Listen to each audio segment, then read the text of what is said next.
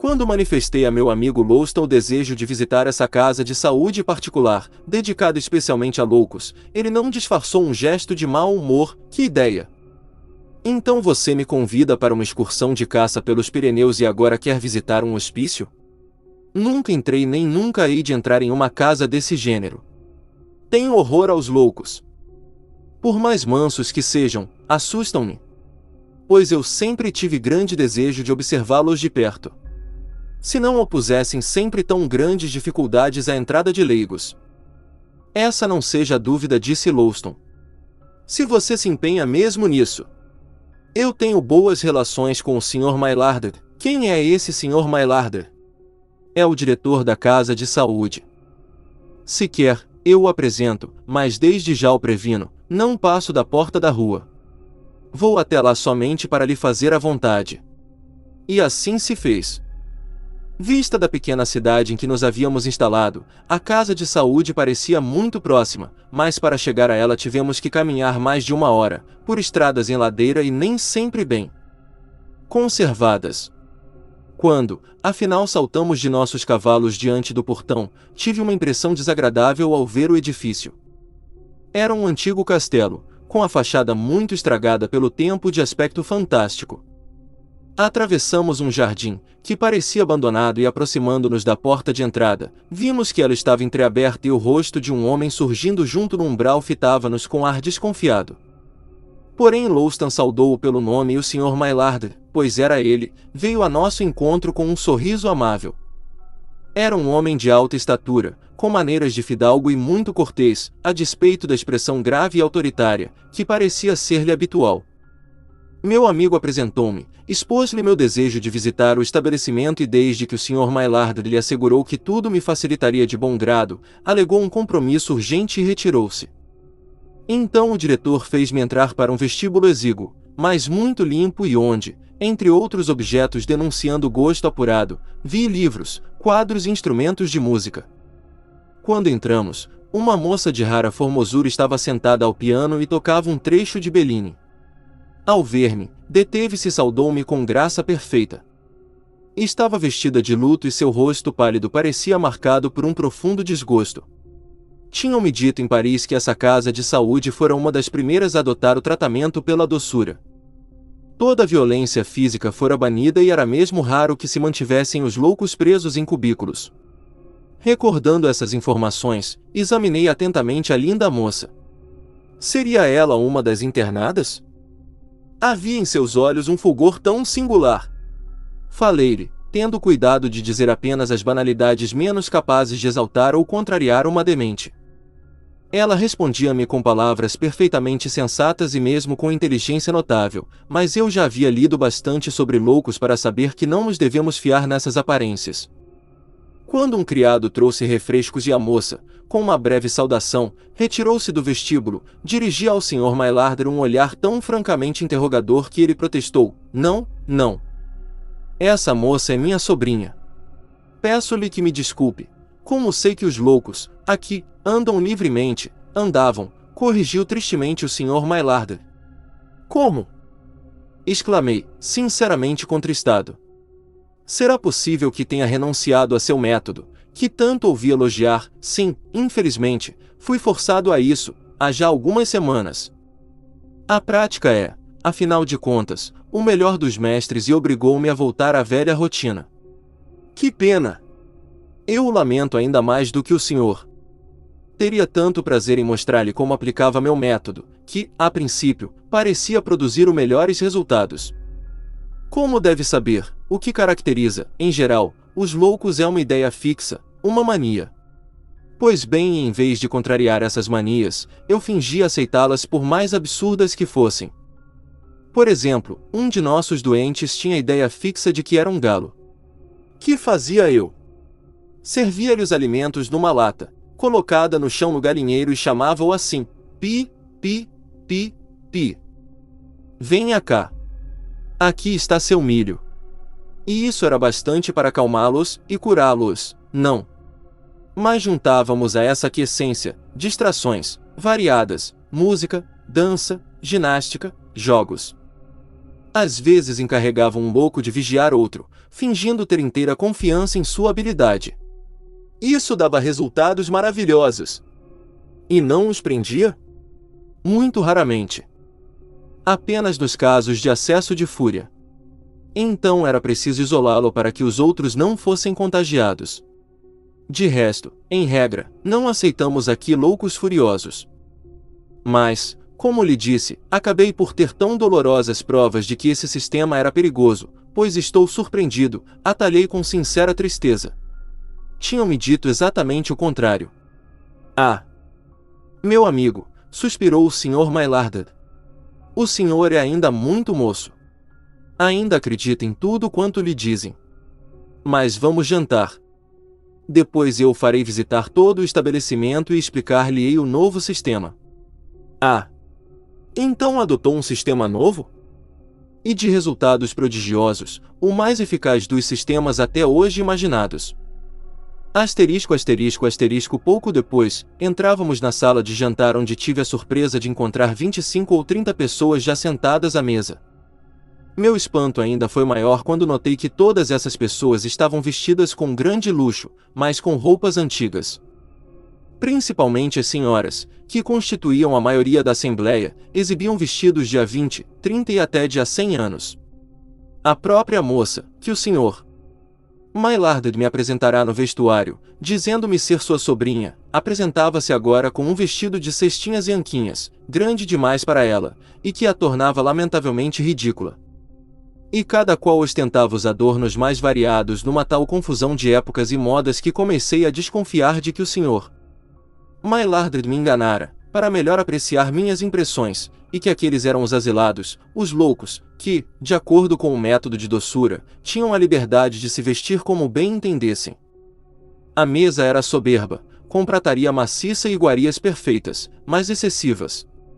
Os convivas eram 30 no máximo e havia ali jantar para mais de 100 pessoas. Havia também exagero de luzes.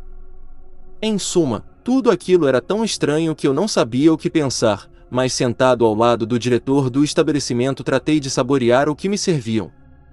Em toda a mesa a conversação se generalizou com animação, porém o que mais me impressionou foi que o assunto predileto de todos era a loucura, suas várias modalidades e os casos mais característicos dessa triste enfermidade. Tivemos aqui, dizia um homenzinho magro, sentado à minha esquerda, um sujeito que tinha mania de pensar que era um bully. O mais curioso é que essa ideia tão estranha é muito comum entre os loucos. Raro é o hospício em que não há um homem bully. O homem de quem falo, acreditava-se bully de metal branco, e todas as manhãs esfrega-se cuidadosamente com uma flanela untada de pasta contra a ferrugem. Conheci outro, disse um homem alto e gordo, do outro lado da mesa, que julgava-se um burro. Mais extraordinário ainda era outro, que eu conheci e que afirmava ser um queijo. E andava de faca em punho, pedindo a toda a gente que provasse um pedacinho de sua perna e de seu braço.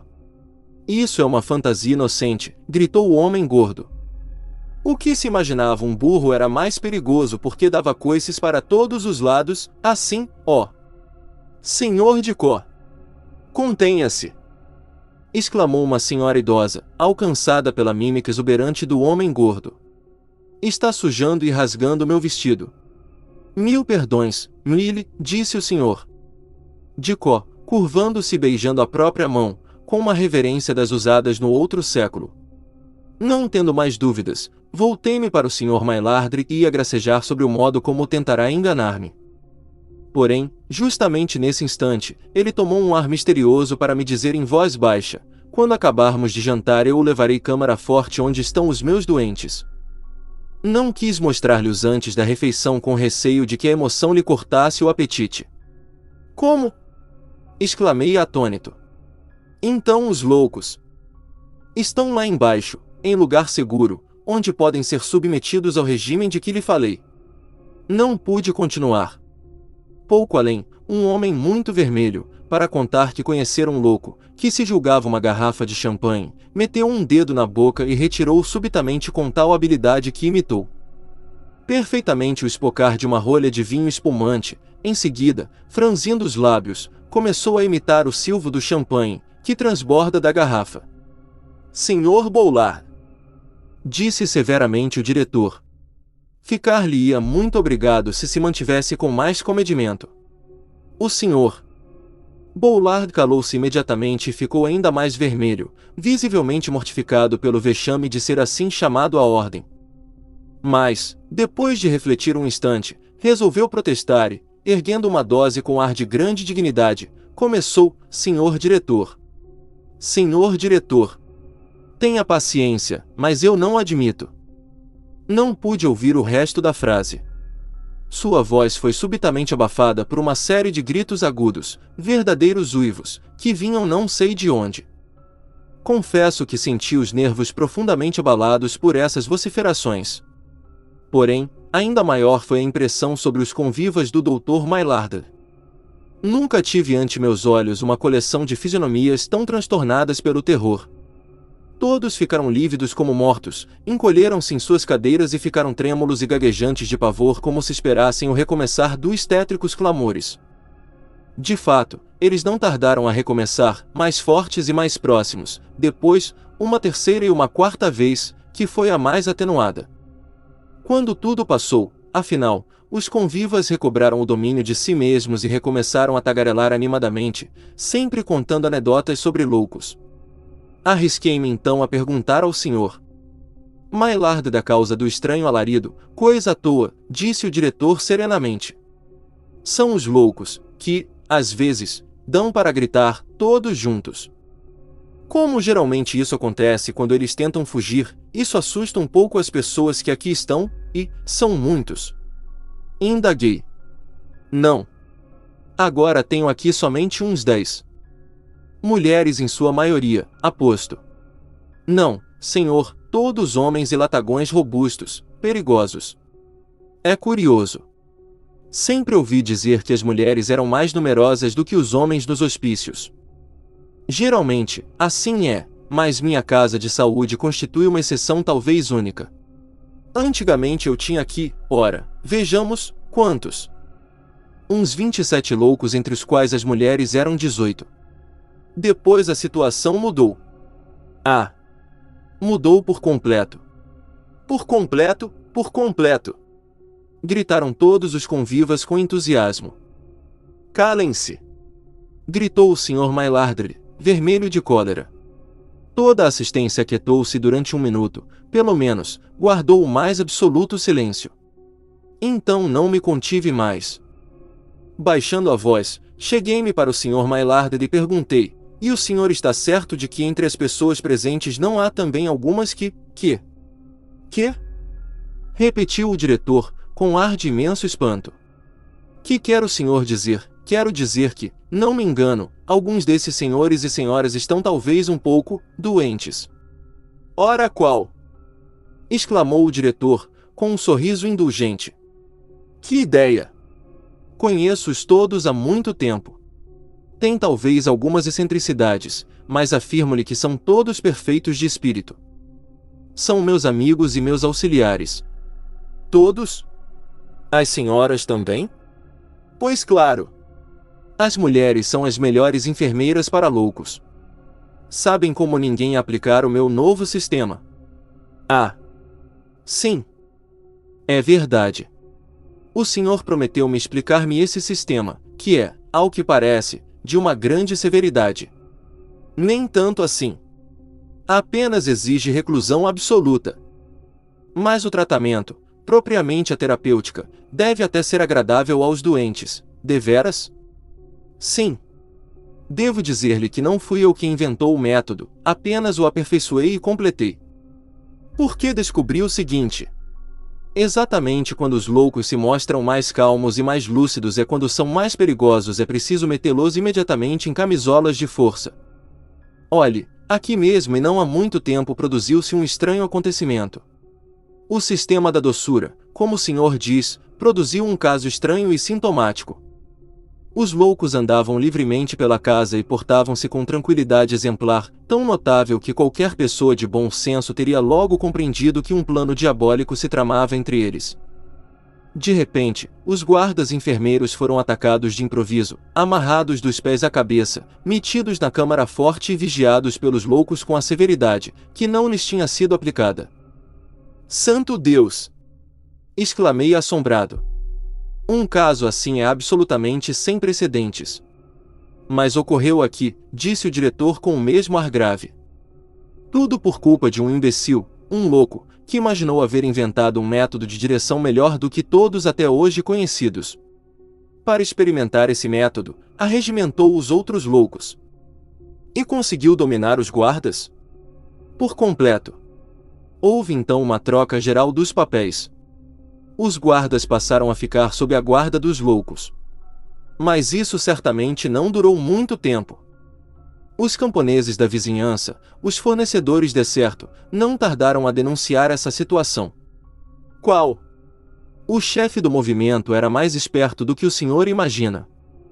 Desde esse dia não deixou entrar aqui nenhum estranho, com exceção única de um rapaz.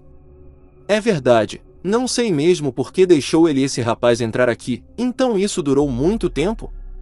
Muito. Um mês pelo menos. Durante esse tempo, os loucos divertiram-se à vontade, comeram e beberam do melhor, vestiram-se como lhes deu na telha e o melhor foi que não pôde prosseguir, sua voz foi abafada pelos gritos furiosos, que recomeçavam ainda mais fortes do que há pouco e, desta vez, parecendo aproximar-se rapidamente. Céus! Exclamei assustado, é de se jurar que os loucos fugiram.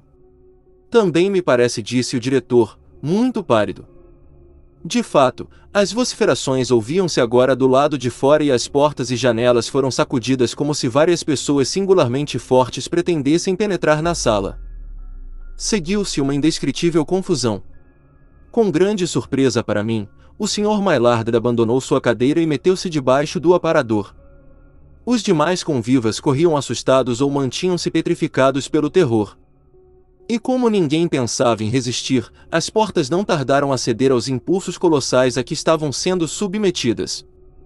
Vários homens seminus, com as vestes em farrapos, mais robustos e resolutos penetravam na sala onde, rapidamente amarraram todos os presentes. Só depois disso puderam explicar-me o que havia ocorrido. O Sr. Maillard, contando-me a história de um louco que excitara os companheiros à revolta, não fizera mais do que relatar as próprias proezas. Esse homem fora, de fato, diretor daquele estabelecimento, mas enlouquecera por sua vez e passará à categoria de internado. Esse detalhe era ignorado pelo companheiro de viagem, que trouxera até ali. Os guardas, surpreendidos pela revolta preparada com grande descrição, estavam presos havia 30 dias, sujeitos à alimentação irregular e impetuosa jorros de água, que os loucos lhes aplicavam através das grades. Felizmente para mim, exatamente nesse dia, um dos guardas conseguirá fugir e libertar os demais companheiros.